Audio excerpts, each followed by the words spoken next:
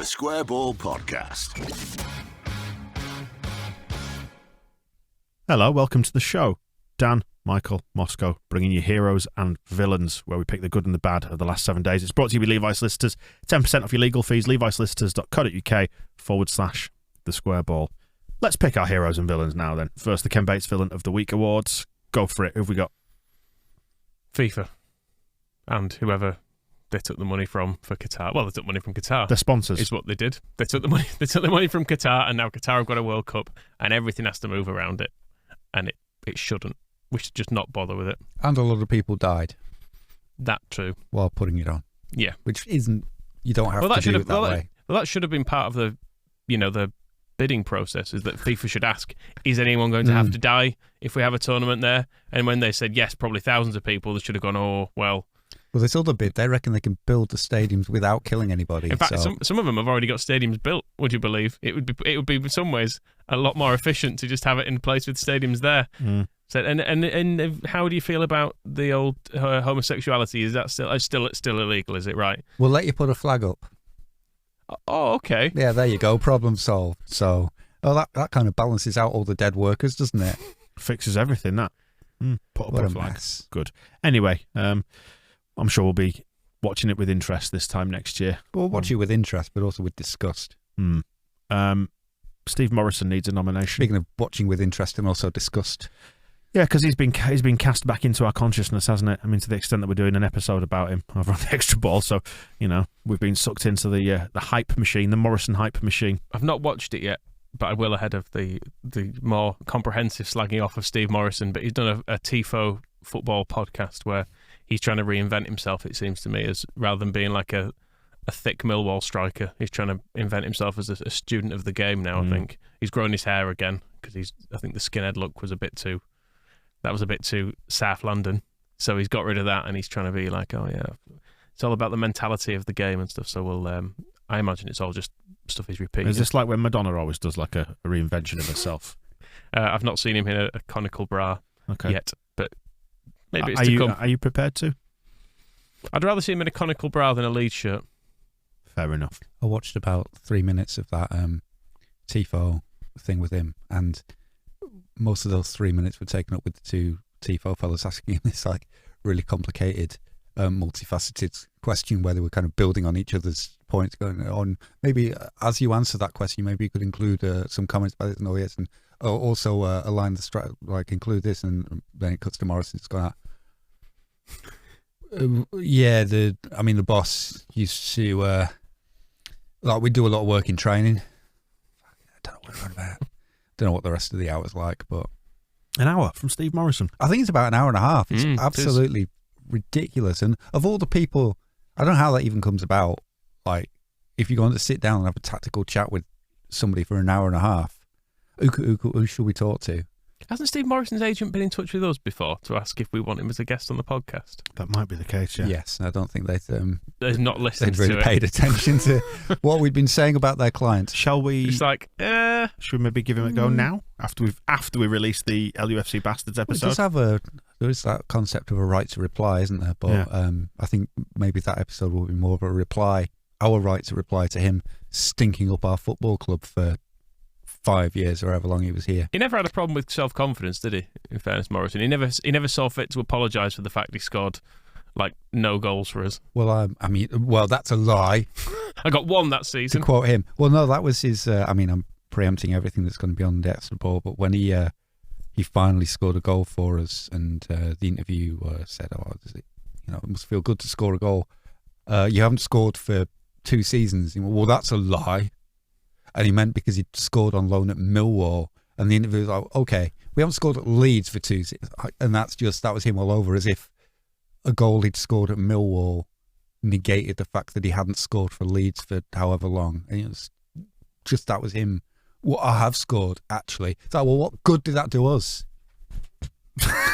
Moscow, just for the purposes of the person listening, rather than the video version, Moscow's just thrown something across the room. What was it? I glanced my away. Little. Do you want me to retrieve that for you? It's fine, I'll get it back on. Okay. I'll only throw it again. Poor Luciano. Albania and San Marino on the sheet as well for getting Harry Kane all happy and confident and scoring goals. Yeah, I mean, he's looked pretty useless this season, hasn't he? But playing against a car salesman or whatever But even then, I mean, has done him some good. There were moments, I know he did that little goal where he did his dancing feet through their defence, but even still, he looks steady mobile, doesn't he? And also, that's like when I'm playing football with the kids in the garden. You know, they always buy those Cruyff turns and step overs. They're useless. They're useless. So I say always, they're starting to be a bit. They're starting to occasionally tackle me now. What you can do though is you can outmuscle them. I blow for fouls. All right, fair enough. Yeah.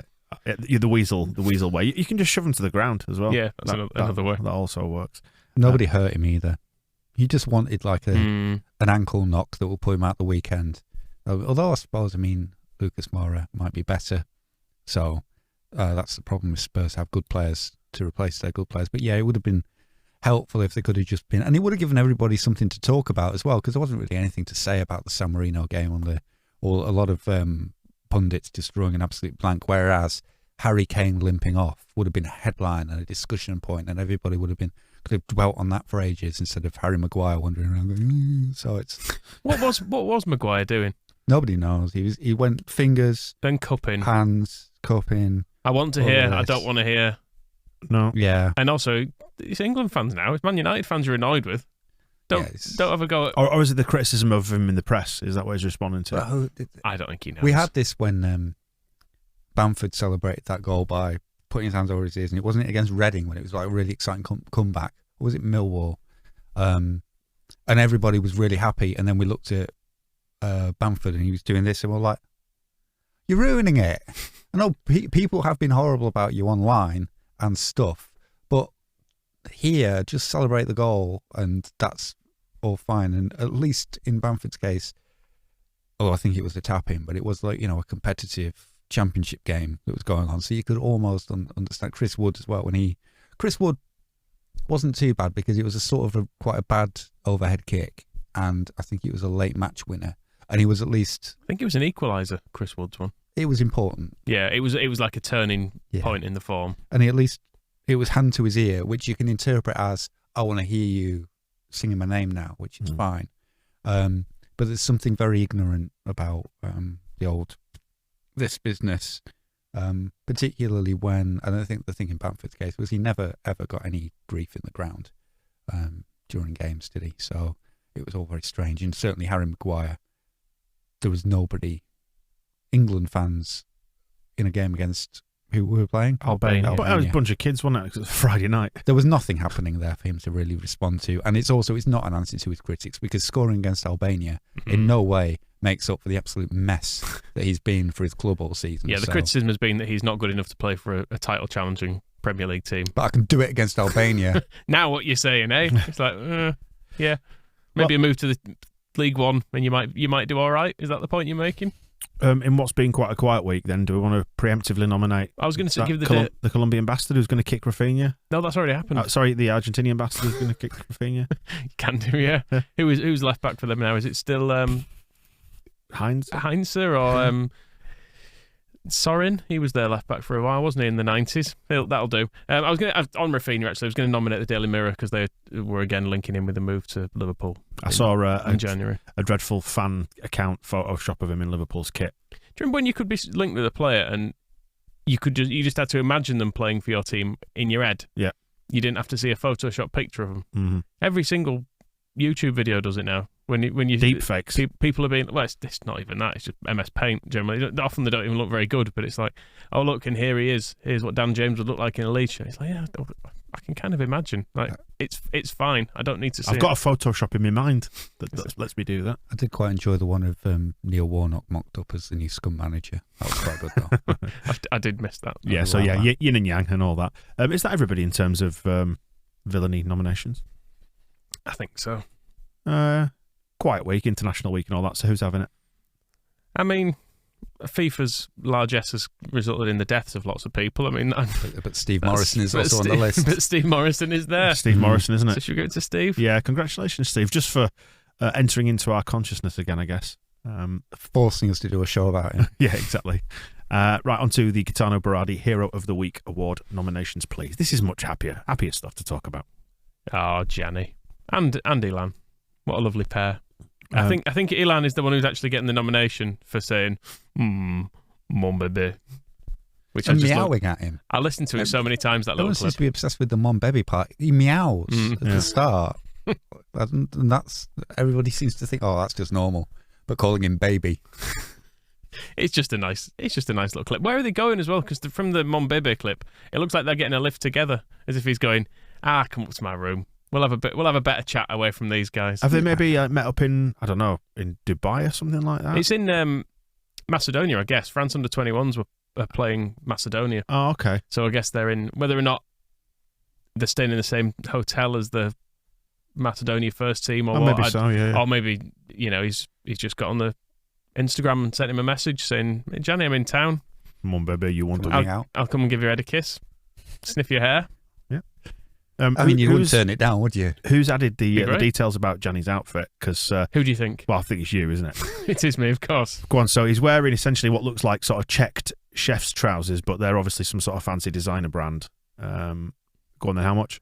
I could only find the exact model on a European website, but they're €1,380 for some trousers, for some joggers. They look good on him. The Gucci joggers. All right, okay. It's the Gucci logo. All right, yeah, I can tell now actually. And he's got. If you look at this is going to be lost slightly on the podcast, but there is a top that goes with it as well, which is a Let's nice. have a look. Which is a nice look. So I'm a bit disappointed. Gucci as well. Oh, it's sort of a matching. I bet he'll own that top. I'm sure he will. Yeah. He's got his Gucci T-shirt on as well as Gjanni, which is a mere $480. The T-shirt's not bad. I don't like the spikes off the G and the C's.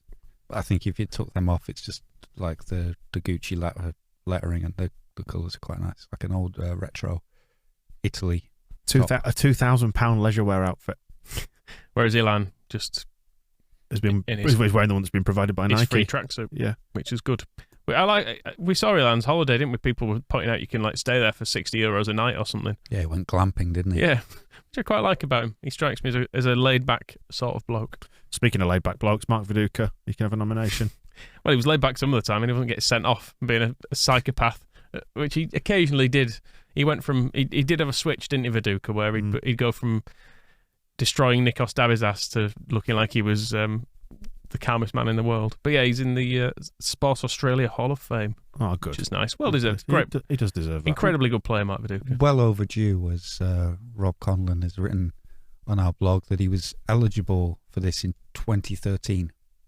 So what the hell has taken 8 years? Is Harry Kewell already in there? I think he may have gone in with as part of the same group with Viduka, which is a bit unfortunate. I mean, Kewell's done nothing to deserve that. Jake Burns? No.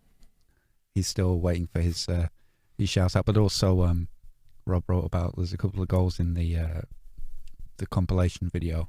There's the ones against Aston Villa and West Brom that are kind of under the radar reminder, because everyone always shows the 4 against Liverpool and that brilliant volley against Chelsea when he just kind of leans Desailly out of the way and he falls to the floor like a dishcloth, and then you remember that's Marcel Desailly, and then he smashes the ball into the net from 25 yards. The classics, the big hits, but then just these twinkle-toed little dribbles. The one against Villa, he kind of turns and then you don't know how he's going to put it in the net, and he's somehow, it's like a reverse hit with his toe, not quite the outside of his boot, but like he swings his leg in the wrong direction and completely wrong foots everybody. It's a great finish anyway. He's the man I think of when people say good touch for a big man. Mark Viduka had. I love Mark Viduka. Yeah, because he wasn't just a tall man either. He was a big man. He was very bulky, but really, really deft with it as well. That was the thing. He wasn't ungraceful. He was very graceful, and it never quite added up, did it? He could pivot so perfectly in a tight space. Like the goals against Liverpool are perfect examples of it, where he's twisting and turning and leaving people on their arse. It's not what you expect from a bloke who looks like he's could bench press a car. It's like one of those spinning tops that's had that conical build where it just comes down to a point. And also, to his credit, I mean, he's got this honour now, but after retiring, so you're eligible for it 4 years after retiring. So 2013, he retired in 2009. Since retiring, as far as we know, I think Mrs. Viduka wanted to open a coffee shop in Croatia. Yes. So they're doing that and is perfectly enjoying his life. Not doing the what Sherry Murphy's husband is doing, rubbing around, managing Notts County and where's Oldham Grimsby? and all that kind of stuff. Like, what an absolute, which he doesn't need to do. He could just go away and, But he thinks he's better than he is. That's what it is, isn't it? And that's why you've got to respect Mark Viduka for going, I'm not sure. Mark Viduka could probably be just as bad a manager as Harry Kewell quite easily, but he's decided... He's a good manager of a coffee shop instead. Yeah. He makes a mean latte. With that? Makes a mean latte. Yeah, so it's a great post-playing adjustment. Let's put it this way. Out of the two of them, Mark Viduka is going to serve more purpose for me personally than Harry Kewell is. And it's always if you sat the two of them in a room, what are you going to tell me, Harry? How great you think you are? Mark, barista, machines over there. And it's worth remembering as well, while we're putting all the credit in Mark Viduka's column, that he couldn't bloody stand Harry Kewell either. So that's another thing in his favour. Yeah, credit to him. Okay, we've got the EFL to nominate, are we? For I mean, I know they say justice delayed is justice denied. In this case, I don't think it is, because it's taken them... It's quite well timed. Yeah, it's taken them, 3 years to sort out Derby's, unpick Derby's mess. The incremental dropping of these deductions is quite funny as well, because, I mean, Derby they're not completely adrift, are they? Like, if they were allowed to keep the points they have earned, they wouldn't be in the relegation zone. It's not like they've completely... they would be capable of earning more points. Not been allowed to keep them, though, have they? But they're not. They just keep... And every time they sort of get some more, they go... We'll take those I'm afraid we're going to have to take those off you. They're not yours. And they go, please. Can we have them? We've earned them. No. Yeah. So the EFL, they've done well eventually. Now Sean Harvey's out of the door. Yeah. They seem a bit more capable of doing the right thing. Although we do reserve the right to completely change our mind on a whim. Yeah, of course. When they do something silly that we don't like. If Derby somehow appeal and get some of the points back, then we'll completely change this. It's sort of vaguely related to Derby. Harry Kane as a hero as well, because he's pretty soon going to take Wayne Rooney's record, which is nice, because I don't like Wayne Rooney being England's top ever goal scorer. It feels grubby. Even though Kane basically picked himself against San Marino to do a bit of stat padding. Yeah, that's what Ronaldo's built a lot of his reputation on as well. Is absolute flat track bullying some school kids, just like whacking in hundreds of goals. Was it Luxembourg that he played the other week and scored 2 penalties in the hat trick, and then was like, oh, what a great player. No, pathetic. But if he's... Have some dignity, for Christ's sake. Well, exactly. But if he can do it, if that's the level that everybody's sinking to, then it's fair enough for Harry Kane to do a bit. And Wayne Rooney will have done the same thing when he was back when he was playing in the distant mist of time, when before he left his peers to carry on playing as adults. And he'd already had to drop into midfield because he couldn't run around anymore. Just pathetic. Are you older than Rooney or younger? I'm older than Rooney. You are? Okay. You're in better condition. You are? No, it's a low bar, but... It is a low bar. Yeah, I mean, you wouldn't think he'd been a professional athlete in relatively recent times, would you? And the thing is, we've been saying that about him since... Whereas you? For about... I've never been a professional athlete. How old was he when he went to America? I was like 32 or something. He was shagged out then. Awful. Awful. Interesting use of phrase there as well, shagged out. Like a cormorant. You're only as old as the woman you feel, etc. And Wayne has added a few years to himself in that regard, hasn't he? Is that everyone then, by the way? Because they get quite weak and all that. What are we saying? Should we give it to Gjanni and Ilan as a pair? That was the feel-good buddy movie we needed, wasn't it? That, even though it was just a little tiny snippet. I wonder if they've got much to talk about, whether they went up to the room and it just involved more hair ruffling and him whispering little French phrases into his ear. Does Gjanni speak French? Like 2 cats cleaning each other. He speaks lots of languages. That's what I mean. So I think he'll speak Played French. in Switzerland, didn't he? So he Ilian's English is very good, so I don't think they have a problem communicating. I'm wondering what they would be. They may just prefer touch rather than speech. You see, because you've just put an image in my head now. It started out with Gjanni and Ilan licking each other as cats do, but then I've just imagined Gjanni licking his own arsehole as cats also do. So, well, it was a nice thing until that point. Was it? Yes. See, I was thinking of George Galloway, which is actually probably worse than Alioski licking his own bum. But there you go. So well done, you two. Nice. Can we have Gjanni back? I know, it did make me think that a bit when I saw him. I thought, he could come. Could we get him back on loan? I mean, isn't he on a 2-year contract out there? And we've had the ice cream van earlier, but now we've got the fire alarm going off. It's fine. We're not going to burn. That's He's good. on a 2-year contract out there, and he's 29, so he's halfway through that. So he'll 31 when that runs out. And hopefully, you know, that horrible witch Bielsa might be gone by then and stop holding us back. So there's plenty of opportunity there for Gjanni to come back and lap away at his other cat friend. Probably the whole team. Great. I think we should probably wind it down there, shouldn't we? I've put a terrible image in everyone's head, and it's time to go now and think about what I've done. Watch something else if you're on YouTube as a little palate cleanser. Not cat videos, though. It will only make things worse. Ah, dear me. Okay, well, we'll be back with, what? We've got the Spurs match ball straight after that. We'll do Cockney propaganda, weekly show next week, all the usual stuff. And, yeah, do check out the extra ball with Steve Morrison, the first in our occasional series of Leeds United Bastards. Not with Steve Morrison, about Steve Morrison. Yeah, we should set very... We're not talking to you. We're talking about you. Yeah. Well, there'll be no lapping of arseholes here. We'll be talking about him, not... Okay, we'll wrap it up there. Thank you for watching and listening. We'll see you in a bit. The Square Ball Podcast.